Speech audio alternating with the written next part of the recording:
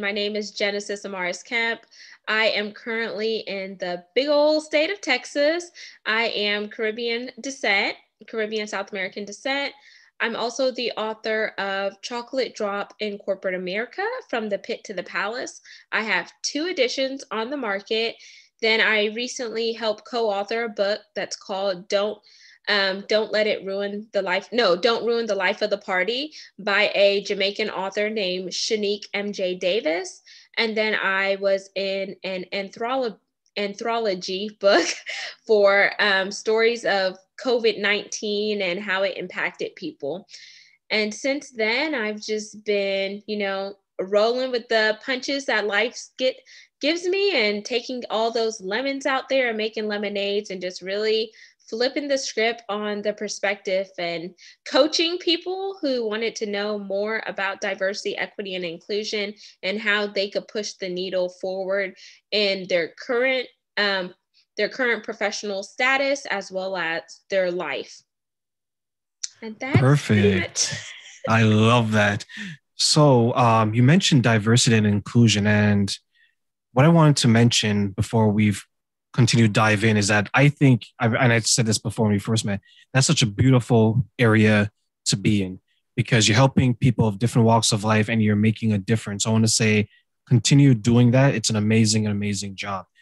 Um, I touch on that because in Canada, actually, we just we have a certain issue that has happened. The government has announced that they found 215 indigenous Native Canadian babies in the ground because what was happening, there was a school that they would take these children from their families and try to strip them of their culture. So to hear you still have that passion and that strength for that, it's an amazing journey. And I want to say thank you for doing that. Thank you. Oh, I almost want to scale back they to your statement. They found 215 indigenous babies in the ground. Yeah. So what the story, and I'm still following up on it, is that this was like maybe years ago. The school was actually just stopped in 1996. So it was not even that long ago. Like people probably think 60s, 70s when everything was just crazy. Mm-hmm. But there's these schools that were to educate children, and what they were doing was they were taking children from these communities, and what they found is that many of them have died. People did survive, and they spoke about the horrific situations and the conditions and how they're forced to clean and things like that, and how they weren't allowed to wear their traditional community clothing or speak the language. It's a painful time for Canada. Just and another reminder that so many years ago, there's still dark pages in a lot of people's history. But Mm-hmm. as Canadians, we are coming together and celebrating the love and the beauty of this community. Mm. And that story kind of, when as you were sharing more about the story, it kind of hit home because here in the States, they were trying to say they didn't want to teach African American history or Black history because they don't want some students to relive some of the trauma. But I was like, history is history, and people should know about history. And in my opinion, I don't think that they really taught Black history when I was going to school, like in high school or middle school. And the reason why I say that, because even though like I am, Black American, my parents were foreigners and they didn't have to go through what a Black American went through in terms of, maybe someone was a slave in their family or the segregation or anything like that. Because whenever you come from a foreign country, in my family, we have all types of mixtures and, races that are mixed in and etc. So I remember whenever I was working for this Fortune 500 company, we had a Black History Month program and they had the National Negro Anthem. And I looked to some of my peers, and at the time it was all African Americans who came together for this particular program. And I said, what is that? And they're like, the National Negro anthem. And I was like, oh, I wasn't taught that. And they pretty much told me, what school did you go to? And I was like, oh, I went to the school in this area. And they said, was it predominantly Caucasian? I said, yeah, I guess so. Caucasian. And there was a few minorities here and there. And they're like, well, baby, we learned this in school. And I'm like, sorry, I didn't, I wasn't taught that at my school. So I feel like people like me who identify as African American, or people see me and like, oh, yep, she's just a Black girl or a brown girl. You can't say that I really know African American history if it wasn't taught to me and I didn't have parents to teach it to me, because that wasn't necessarily their history. And I was like, oh my gosh. And when I heard it on the news where they said they didn't want to teach it in schools anymore, and I was like, oh my gosh, this is a part of history. Would you take out Christopher Columbus out of the history book? Would you take out some of the other history out the history book? So why would you try to take out African American history or Black history out of some of the curriculum? Yes, I think what they should do is, and granted, if you want to get deep dive in specific, I think everyone should branch out on their own to find that. Let's say I want to find out specifically about my ancestors' history in a certain region. I think that should be on me. But what I think they should do is, if they're going to tell a history, let's say it's Canadian history, American history, European history, whatever the situation is, they need to have a balance, saying that there was this group of people that was able to contribute this. This group did this. This group did that. This group did this, and so on and so forth. Because you want to know that even though there's a lot of things going on today when it comes to differences, now we're finding new ways not to get along. Before it was black, white, brown, yellow, red. Now it's mask or no mask, vaccine or no vaccine. It's Yeah. but it and I had this conversation with my friend. It all boils down to the rich and the poor. In my opinion, it's always money, because I look at it and I say some of the issues that maybe I would experience in the inner city, Mm-hmm. because there's different groups of people. Because when you're poor, you're poor. I look at it and in my heart, I wonder, if I'm a millionaire and I'm a black millionaire, there's a white millionaire, there's a brown millionaire, are we actually still fighting over these things? And logically, I would have to say no, because we have other issues to worry about. We have other Mm-hmm. concerns on our mind.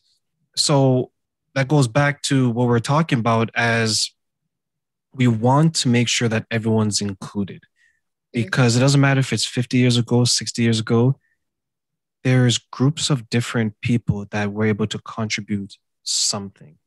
And I think Exactly. sometimes we forget that, because the curriculum, I can't remember the last time the school curriculum was even reviewed or changed, but we want to say, okay, if it's only this group of people that the history is based on, how did everyone else come here? Well, they came here this way. This is what they're able to do. They came, they provided, they're able to work, they raised beautiful kids, passed down their generation. They came from kings where they were. They came from queens. They came from carpenters. They came from architects.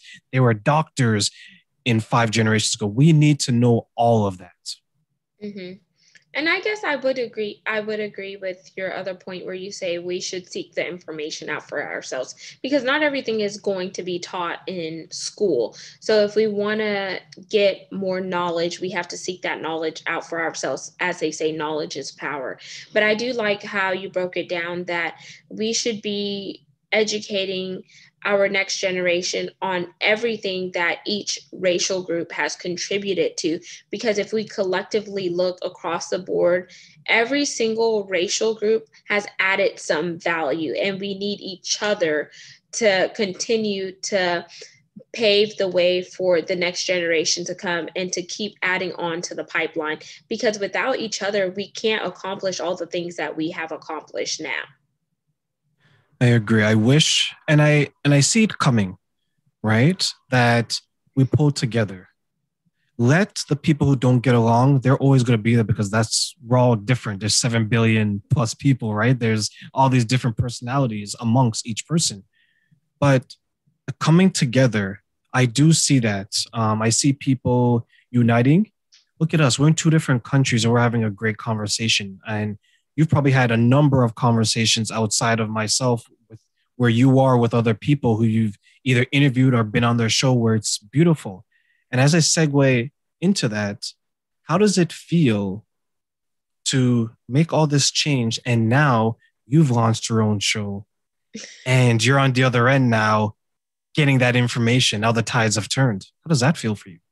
It feels great. And sometimes it kind of feels a little surreal because when we chatted back then, I think one of your questions was, do you ever see yourself starting your own podcast? I was like, nah, I kind of like, having people interview me and talk to them. And I was like, because I don't want to edit, like, that's too much extra work and all that. Like, that's just not me. I don't want to put all the ad libs, the fluff, all that.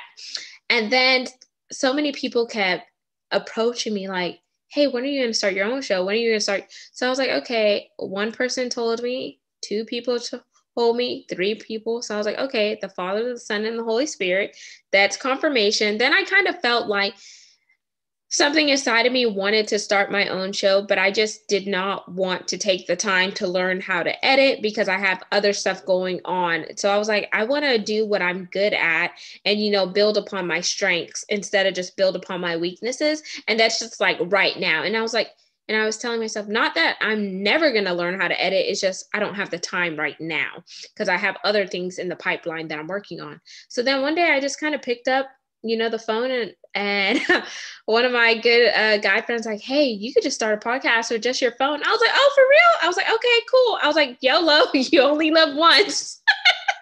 And so I started doing that. And sometimes I'll record in the bedroom when it's nice and quiet. I'll record in the bathroom, like if I'm just, washing my face or something, but of course without like any water or noise. Or the other day I recorded in the closet and I was like, oh, this is kind of like my little war room where I talk to God. I kind of record. It's kind of like my zone or just different places. And I was like, oh, it's so therapeutic because I kind of see it as my own audio diary since I'm the only one on the show right now. But then I recently joined Podmatch after speaking at Podfest and people were telling me about Podmatch. So then I kind of put my stuff out there to be a guest, but then people kept reaching out to me for me to interview them. So I was like, well, if you're fine with not editing and I kind of told them some other stuff too, like I don't edit, like I'll interview on Zoom and then I'll probably just upload it to YouTube or whatever, because I'm still figuring it out. So because I'm rolling with it. And one guy's like, yeah, that's cool. And I talked to him yesterday for a pre-call, the first one I did ever. And he's like, oh my gosh, it's so awesome. Like, I just love talking to you. It feels like I've been in a coffee shop and I've known you forever because you're so like chill, laid back. I don't even know you from Adam or Eve. And I just feel so relaxed talking to you. And I was like, okay. I was like, okay, God, I see you. You will be surprised how many people out there, and it sounds like you're experiencing this, that are just dying to be on a podcast and share their story with as many people as possible. Yeah, it's amazing because oh my gosh, his story was so amazing. I was like, oh my gosh, like I have sticky notes from like our conversation yesterday. I was like over there writing with my little pink pen over here. And I was like, oh, this is some good notes. And I was like, I'm so looking forward to interviewing him next week officially. And I was like, man, it's just like when people tell you their story, it's a part of them, it's their testimony. And some of the things that people go through, it just, wow. And it's like, oh my gosh, we have to continue to give people grace and mercy because just because they may be on a platform now, you don't know what happened behind the scenes for them to get to where they are. Exactly. Everything that you described, that's how I feel every single time I have this microphone in front of me with that background behind me and I'm speaking to my guest. Exactly it. That's So, amazing. yeah, thank you. What, so where do you want to take that now? Right? Because you're doing the diversity, doing the inclusion, you're doing all these things, you're still coaching, you have your book. Where does Genesis take all of this, everything that she's doing as of right now? Where do you take it? I definitely want to travel more since things are opening back up. I just see myself doing speaking engagements worldwide where I'm coaching, whether it's youth, whether it's people in the professional sector, just really getting them to see that there's more to life than the current situation that you're in, that we all have, dealt with ignorance. We all have had unconscious biases, but it's time for us to take the blinders off. In order for us to really be the change that we want to see, we have to start first by looking at who we are and doing that inwardly, because we all have flaws. We're all imperfect people trying to become a better version of ourselves on a daily basis. But if we don't tap into those ugly truths that we each have, then how are we going to be that evident change that we're so desiring and longing for? We can't, because it feels like we still have fraud stuff in us that's causing us to limit who we are and limit our reach. And when our reach is limited, we're also retreating because we're not able to launch out deep, because we're afraid of, okay, how are they going to perceive me? What are they going to think if I say this or do that? Or, oh, am I capable of doing this? Do I have the right mindset? Or am I smart enough? And there's so many negative voices and forces that sometimes we allow to get inside of our ear. And once it gets inside of our ear, we start to think about it. And as we start to think about it, we start to manifest outwardly what those negative thoughts are. And then before we know it, we're all twisted up in the game. And we're like, dang, how did I get here? But then if you're never checking those emotions at the door, you're never checking your spirit man or your spirit woman, or you're never checking in with those ugly truths of yourself and combating those truths with positive things, then how can we really push the needle forward? How can we really make that impact that we want to make if we can't even change ourselves? And I will agree with you 100% because that's a dream of mine to travel and to spread that energy, that positivity, person to person to person. Because our reach now is someone is connected from their headphones or their speakers Mhm. straight to what we're saying. But imagine you stand in front of 10 people, 20 people, 50 people, 100 people, and you and you speak your truth. You tell them exactly what they need to hear, and they walk away and they say, wow, terrain, that was amazing. Wow, Genesis, that was phenomenal. Because what you've gone through, what I've gone through, there's thousands of people that have gone through the same thing, but they may not have the courage to speak it. And they Mhm. may not even have the courage to go to their family members to share it. And what I've observed, and I'll let you comment on it, what I've observed this year is with the lockdowns, with people staying at home more and things like that, you have more people burying what they're Mhm. going through. You have more people keeping it to themselves. There was a point in time where we couldn't go to our good friend down the street and speak to them about their problems, or we couldn't go to them and ask for that hug, ask for that time with them. And we need to get back to that because with anxiety, with depression, with loneliness, with marital breakdowns, with suicide attempts, Mm. there's all these things that are going on. And I can definitely see you playing a role to help lessen that and definitely to be the shoulder for someone to lean on during that time. And I would agree to what you said, because with the pandemic and the lockdown, so many people have been forced to stay at home due to what's happening in society. And they feel like they don't have that support system that they had pre pandemic. So then they're just trapped in their house, like they're seeing their same people day in and day out. And not that there may be anything wrong with the people in their house, it's just that they've had enough and they feel like they're ready to expand and spread their wings for a little bit, or just get a change of scenery, a change of pace, or whatnot. And then you've had some women who, their escape was going to work whenever they're at home with the abuser, a man that is, treating them bad.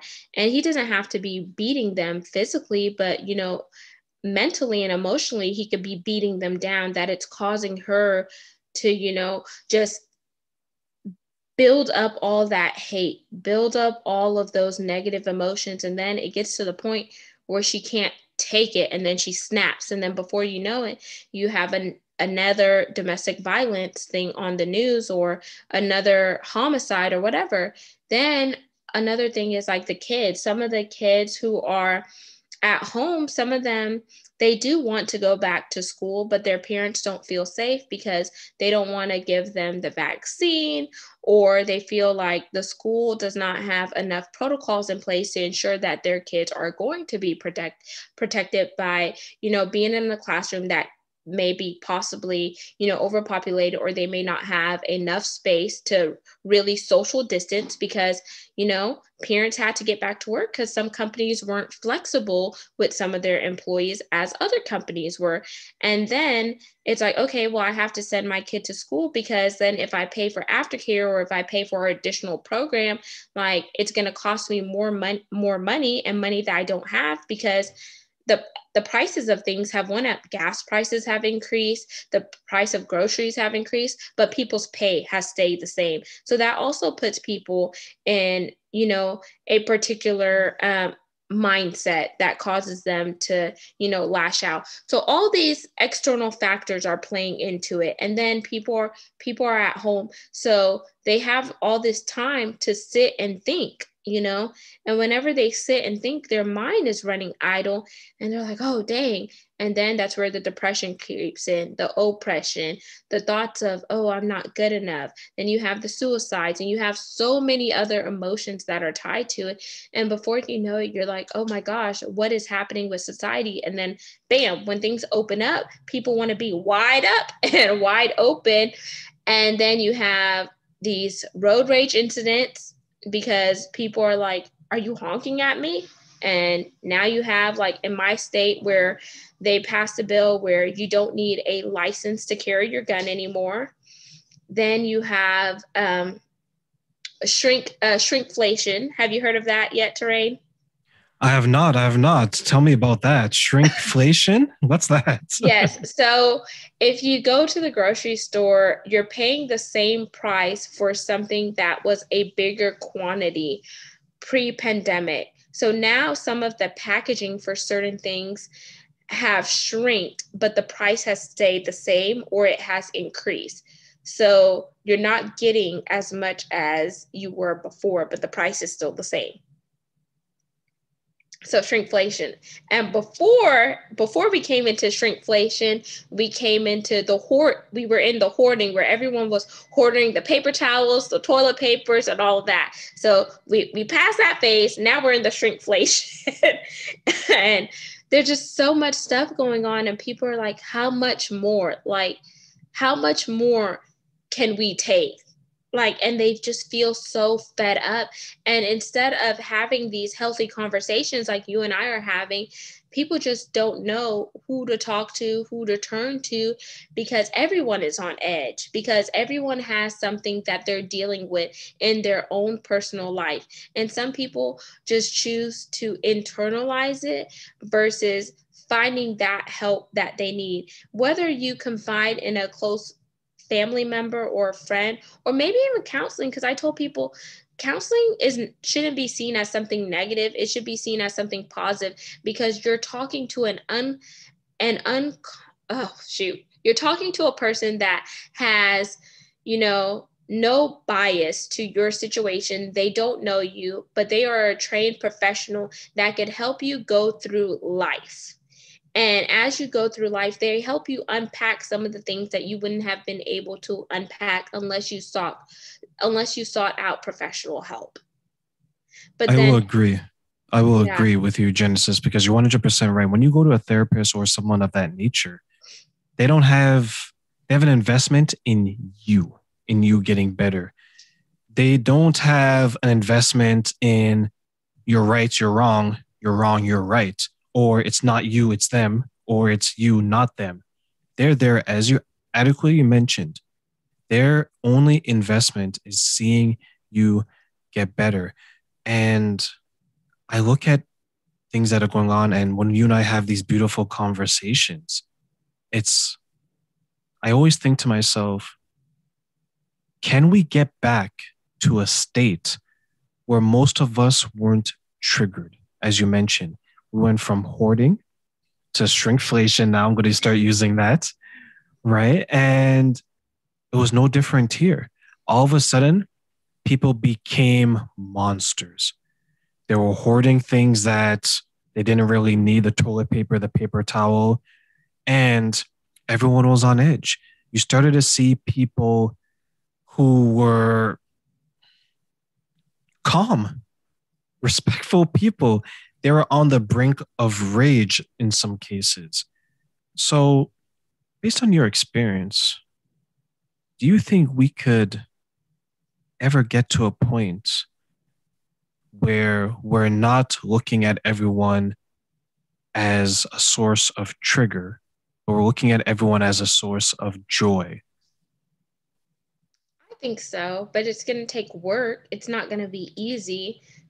Like I mentioned earlier, we're going to have to really do some self reflection and soul searching and take off the blinders. And we have to remember to give other people grace and mercy because we have grace and mercy. And we have to be empathetic with people and kind of meet people where they're at. Because if we were to look at our life and put up our entire life on the screen, didn't people meet us where we're at? Like if someone were to put up my whole life on the screen, I'll be like, ooh, dang, I did that back in the day. Ooh, I'll be like, oh Lord, I'm so thankful that you brought me from BC to AC, from before Christ to after Christ. Because oh man, I was wilded. Like I was like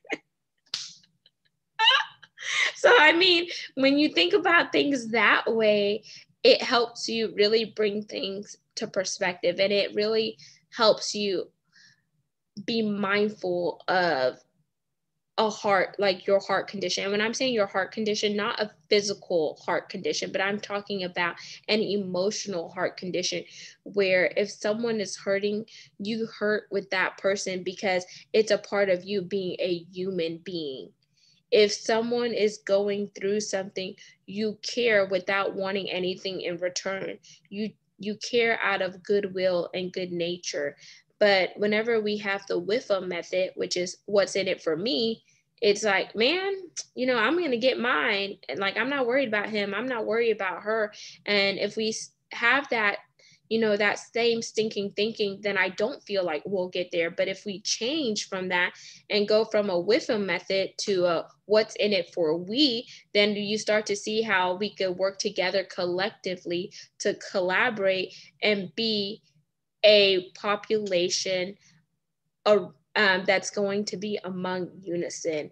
And it's going to be, we could live amongst each other without any segregation. We could hang out with each other without any racial or preconceived biases.